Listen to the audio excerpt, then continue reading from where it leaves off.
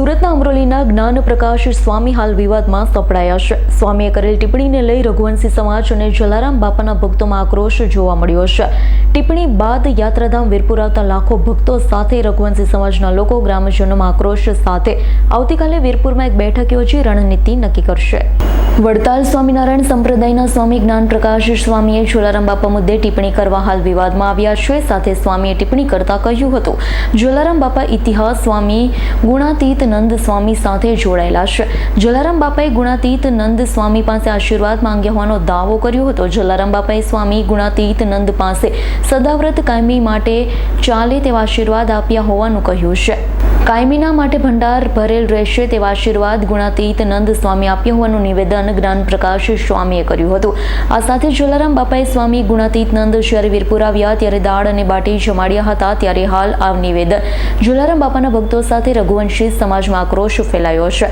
સ્વામીએ આપેલા નિવેદન મુદ્દે જલારામ બાપાના વંશજ ભરતભાઈ ચાંદ્રાણીએ સ્પષ્ટતાથી કહ્યું છે, જલારામ બાપાએ ભોજ જલારામ બાપાની પ્રેરણા અને આશીર્વાદથી 205 વર્ષ પહેલા અન્ન ક્ષેત્રની શરૂઆત કરી હતી, જે આજે પણ ચાલે છે। સાથે આ વાત જલારામ બાપાને માનનારા લાખો ભક્તો જાણે છે અને તે જ સત્ય છે। સ્વામીએ કરેલ નિવેદનમાં ગાદીપતિ જલારામ બાપાના પરિવારનું કોઈ સમર્થ નથી તેવું જણાવ્યું હતું। સ્વામી જ્ઞાન પ્રકાશ દ્વારા કરેલ ટિપ્પણીને લઈ યાત્રાધામ વીરપુરના ગ્રામજનો રઘુવંશી સમાજ આક્રોશ સાથે ભક્તોએ ટિપ્પણીને વખોડી કાઢી છે। જલારામ બાપા ઇતિહાસ વિશે આવી ટિપ્પણી ન કરવી જોઈએ। સાથે સ્વામી પાસે કોઈ આવું સાહિત્ય હોય તો વીરપુર લઈને આવે। જલારામ બાપાના ઇતિહાસમાં કોઈ ચેડા ન કરવાની માંગણી સાથે સદાવ્રત બાપાના આશીર્વાદથી ચાલે છે। જ્ઞાન પ્રકાશે કરેલી ટિપ્પણી કદાચ સ્વામી તેના ધર્મના પ્રચાર માટે આવી ટિપ્પણી કરી હશે। સાથે સ્વામી જ્ઞાન પ્રકાશ વીરપુર આવી જલારામ બાપાની માફી માંગે તેવી ગ્રામજનો ભક્તો રઘુવંશી સમાજ કરી રહ્યો છે। સાથે સ્વામીએ કરેલી ટિપ્પણી મુદ્દે આવતીકાલે યાત્રાધામ વીરપુરમાં ગ્રામજનો, વેપારીઓ, સંસ્થા સાથે એક બેઠક મળશે। આ બેઠકમાં ટિપ્પણી મુદ્દે રણનીતિ નક્કી થશે। વિવાદ વધતા જ્ઞાન પ્રકાશ સ્વામીએ માફી માંગતો વિડીયો જાહેર કરી માફી માંગી હતી। વિડીયોમાં સ્વામીએ કહ્યું છે, જલારામ બાપા ચરણોમાં સતસત વંદન। થોડા સમય પહેલા મેં એક બુકમાં પ્રસંગ વાંચ્યો હતો, એ જ પ્રસંગ મેં એક મેગેઝિનમાં પણ વાંચ્યો હતો। મને એવું લાગ્યું કે એમાં જલારામ બાપા ખૂબ સારી વાત કરવામાં આવી છે, એટલે બાપાના મહિમા વિશે વાત રજૂ કરી હતી। સાથે અયોધ્યામાં જલારામ બાપાની જગ્યા તરફ ધરવામાં આવતા થાળ અંતર્ગત વાત કરી હતી। ત્યારે કોઈ પણ સમાજ કે વ્યક્તિની લાગણી દુભાણી હોય તો માફી માંગુ છું અને આ વિડીયો પણ ડિલીટ કરી દીધો હોવાનું જણાવ્યું હતું। ભરતભાઈ ગઢિયા, વીરપુર જલારામ વેપારી આગેવાન। તાજેતરમાં અમરોલીના કોઈ જ્ઞાન પ્રકાશ સ્વામીએ પૂજ્ય શ્રી જલારામ બાપાના ઇતિહાસ વિશે ચેડા કરીને ટિપ્પણી કરી છે કે એમણે જે સદાવ્રત શરૂ કરેલું તે પૂજ્ય શ્રી ભોજલરામ બાપા એમના જે સદગુરુદેવ હતા એમની આશીર્વાદ અને પ્રેરણાથી ચાલુ કરેલું, જેને આજે 205 વર્ષ પૂર્ણ થયેલ છે। એ લોકોએ એવી વાત સ્વામીએ કરી છે કે ગુણાતીતાનંદ સ્વામી નામના કોઈ સ્વામિનારાયણ સંતે આ સદાવ્રત શરૂ કરેલું, જે માટે મંદિરના સંચાલકો ભરતભાઈ ચાંદ્રાણીએ પણ પોતાનું નિવેદન વ્યક્ત કર્યું છે। વીરપુર ગામમાં પણ આ પ્રશ્ને ભયંકર રોષ ફાટી નીકળ્યો છે। એ માટે આગામી રણનીતિ નક્કી કરવા માટે સવારે 11 વાગે ગ્રામ પંચાયત ઓફિસમાં વીરપુરના તમામ સમાજના આગેવાનો અને પ્રતિષ્ઠિત વ્યક્તિઓ, વેપારીઓ નિર્ણય લીધો છે અને આગામી રણનીતિ અમે સૌ નક્કી કરીશું કે હવે શું કરવું। રમેશભાઈ, જ્ઞાન પ્રકાશ નામના કોઈ સ્વામી છે, એમને એક નિવેદન કર્યું છે કે જલારામ બાપાને ગુણાતીત સ્વામી છે, એમના આશીર્વાદ હતા ને એમના આશીર્વાદથી અન્નક્ષેત્ર ચાલતું હતું। ખરેખર આ વાતમાં કેટલું સત્ય અને શું કહેશો?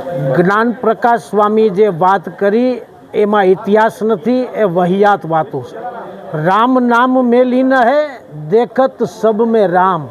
જલારામ બાપા રામ ભગવાનની પૂજા કરતા હતા અને અમરેલી પાસે આવેલા ફતેપુર ગામના સંત શિરોમણી ભોજલરામ બાપાની પ્રેરણા અને ભગવાન રામના આશીર્વાદથી આ સદાવ્રત ચાલુ થયું છે।